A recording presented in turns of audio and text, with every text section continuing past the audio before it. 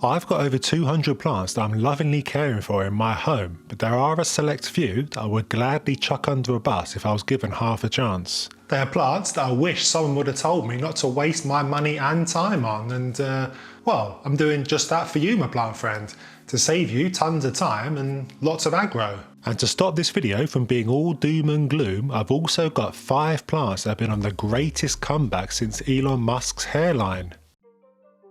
Let's kick proceedings off with this little fella. This is an Alocasia Malo, although you do well to be able to identify him because of his serious lack of limbs. I've had this guy about 3 years now, and he's remained this pathetic the entire time. He's playing the classic Alocasia trick of one leaf comes in and another goes by the wayside. It's incredibly frustrating. I know Alocasias have a reputation that precedes them, but this one takes the biscuit. He's the Dennis the Menace of the plant world, let me tell you. So I have managed to keep this leaf going a little while now, and it's the biggest leaf he's ever given me, but no doubt he'll be next in line to perish when he starts to push out a new one. I'm doing my absolute best with this guy. I've got him under this fancy grow light to help stop him going dormant, and now I've got this thing sat over him. I don't know, the things we do for our dear darlings, eh?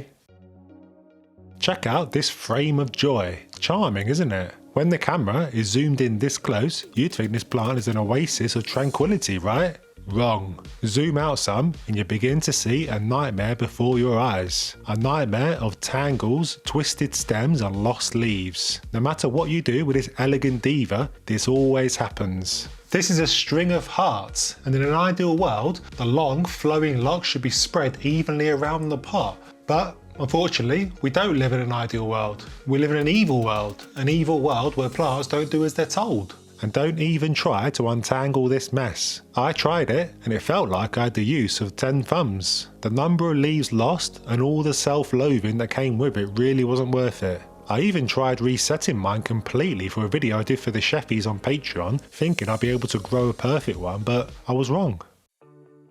If you ever see this little plant sat in the corner of your local florist or plant shop, don't be tempted to pick him up. I know he looks all nice and cute and oh, wouldn't it be great to have a bunch of these heart-shaped leaves as he matures and grows more, but stop, it's a con. This plant will remain exactly as he is his entire life. He won't do a thing. Mrs. Sheffield bought me him 2 years ago and he's not grown a centimetre. This is a Hoya kerrii, otherwise known as the sweetheart plant, and it's very popular during Valentine's for obvious reasons, but this little thing is simply a leaf cutting that someone has plonked into a pot of dirt. Now he won't die, he'll happily keep on going, but he won't grow any new leaves or stems. For a cutting of this plant to grow on to be their best selves, they need a bit of stem, and often these are just a single leaf, so best avoided if you like seeing some movement.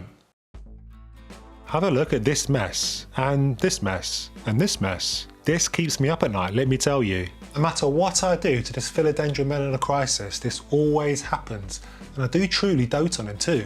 I give him his own grow light, I miss the new leaf as it comes out, I play him some 80s soft rock, I give him a cuddle, but it's all for nothing. I should probably stop being so harsh on him because he's clearly struggling with something. Every new leaf just doesn't want to come out and say hello, and they need to get the forceps out and pull on their head. For the last 2, and this current one coming through now, I've resisted my deepest, darkest temptation to coax them out with my fingers, because you're not meant to do that, and just let him do his thing by himself, but the result are these ghastly tears in the leaves. They say it's a humidity problem, but I live in Sheffield for Pete's sake. It's 75% around here. If a plant isn't happy with that, it can do one basically. Not every plant needs chucking out when a problem rears its ugly head though. Sometimes yellowing or brown tips can easily be solved as long as you know what to look out for. Finding that info is made so much easier with my free plant troubleshooting guide that you can download with the link in the description. Check it out, your plants need you. Now, let me introduce you to the Quasimodo of the plant world, Mr. Aglionema Greyhound. At least that's what I think he's called. I bought him 2 years ago and I've never paid him much attention because of how ugly he looks, but I do know that he is an Aglionema. I want to know actually. Let's see, have I changed his nappy? Maybe his pot will tell us. Aglionema exclusive mix. Well, that's about as useful as a chocolate teapot. Why do they bother, eh? Anyway, just look at him. Need I say more? I just hate the leaves, all crooked and deformed. Compared to his cousin, the Tigres, he's a real ugly beast. I'm probably going to shock you to your very core now, but I'm not really a fan of the Monstera Albo. Well, I am and I'm not. Mine was gifted to me, and I thank the Lord he was, because they sure can be expensive, can't they? And I get it, it looks nice and everything, and it's got many a fan club the world over, but the truth is, it's a bit of a nightmare. Let's have a close look at him. This leaf? Pretty good. This leaf? Also nice. This leaf? Oh, what's happened here? What's happened here is the white part is turning brown and dying off like he's got leprosy. There's bits and pieces falling off of him, and this is common for albos. Let's go back to 6th grade biology and talk photosynthesis. Don't worry though, I'll keep it very concise. Plants need chlorophyll, the green bit in the leaves that we all know and love, to convert light into energy. If there's nada, like in big sections of Mr. Albo, then the leaf is doomed. There are things you can do to help apparently, such as silica and whatnot, but to me, you're always going to be fighting a losing battle. It pains me to add this next one to the list of plants to avoid, but it's getting to the point now where I have to admit to myself that he's a super fussy diva. And it's a real shame because just look at the leaves. The camera never does it justice, but if you've got one of these already, then you'll know just how lush they look and feel. Almost like velvet. Glorious. Enough of that, let's get back to the hating. I think you know what the problem is. My number one pet peeve, brown edges on the leaves. I really don't know why this is happening. If you do, then please help a brother from another mother out. I've sussed out why calophyas and spider plants do this. Chlorine in the water. Now I condition my water to help with that, and I've got this guy on the same stuff, yet this is still happening. He seems to find autumn and winter tough. New leaves come through in spring, and then start to turn increasingly ropey during the year. If you are able to grow one of these into a respectable adult, then hats off to you. You've clearly reached boss level settings. For us mere mortal folk, the struggle is real. Can I get an amen?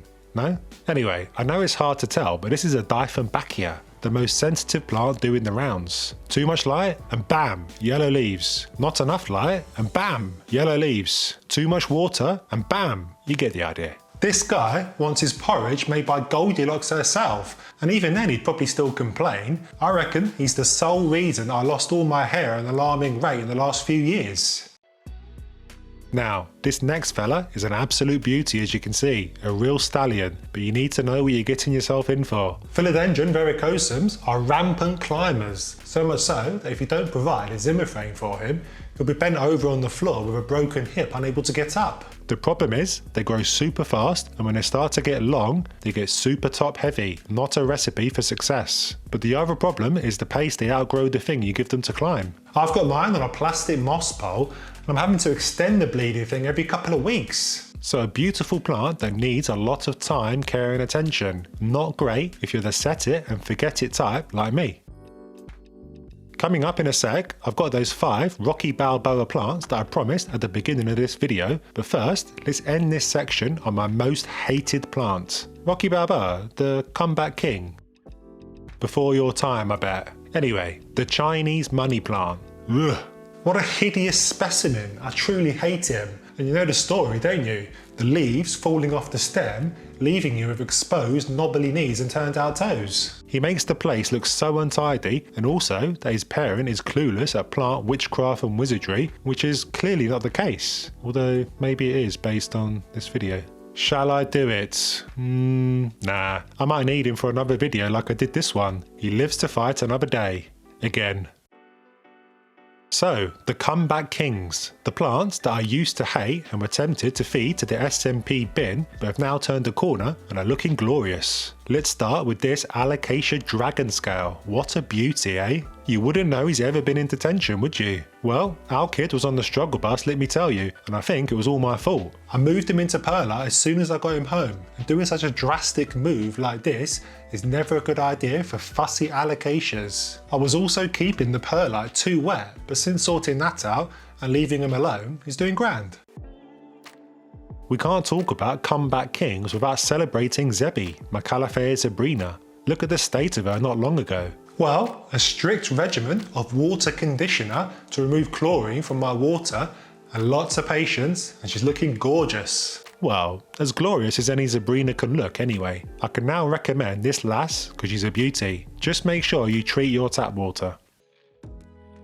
And then, look at this fella jumping for joy off this shelf above where Mrs. Sheffield works. He's so happy with himself that he's flailing his arms and legs all over the place. Normally, anything in the Tradescantia family loses all the leaves at the base of the stem, and this purple Pelida was joining in on that particular fun too, but recently he's been behaving himself. Lots of light is the key with this guy. I got this Nepenthes last year and I was seriously worried it was going to hate my house, so I was expecting the worst. These guys normally need tons of light and my home just hasn't got that. Plus, the fact carnivorous plants are super fussy about water made me a nervous wreck. So I implemented Operation Don't Die, and touch wood, it seems to be working. He's normally sat underneath this Sansi grow light, so the vitamin D requirement is covered. Plus, he's been on a strict diet of distilled water, so he won't spew his guts up. The result is lots of traps continuing to grow, and he's even given birth to a little pup too. Look at the state of this. Not happy, is she? This Alocasia Frydek is suffering from a serious case of seasonal affective disorder, and you might be tempted to chuck her in the bin. But that would be a mistake though. Come spring, new leaves will come up no problem, but in the meantime, you are left with what looks like a dog's dinner. Well, my plant friend, this is actually footage from last winter, because check her out today. Looking much better, eh? And how have I achieved this minor miracle? Grow lights. Give her the light she craves and she won't go dormant in winter. I wish I knew this years ago. I recommend Sansi, and you can nab an exclusive 25% discount with my code in the description, you lucky thing. Want some crafty hacks to make looking after your plants 10 times easier? Then check out this video here where I show you 20 of my absolute favourites, including a nifty way to get the watering bang on every single time. And I'll see you there.